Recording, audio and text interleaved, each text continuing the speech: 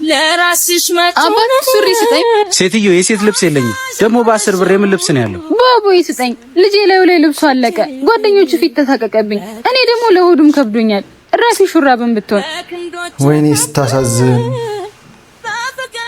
እንኪ በቃ ይሄንን ይዘሽ ሂጂ። እንካ።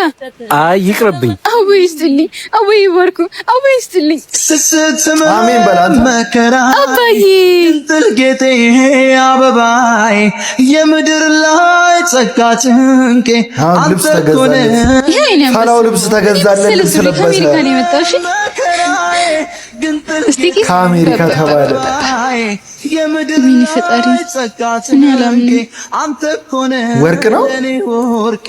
ኑርልኛ ድብቅ ስንቄ ልትሸጣው ነው ወይስ ልትመልስ ነው? ኑርልኛ ድብቅ ስንቄ እስካለሁም ድረስ ይስሐቅ ሊሆን ይችላል እኮ የሰጠሽ። አትመልሽም? አሁን በዚህ አይነት ሲቹዌሽን ላይ ምንድነው ግን መደረግ ያለበት? እስቲ ኮሜንት ላይ ጻፉልኝ።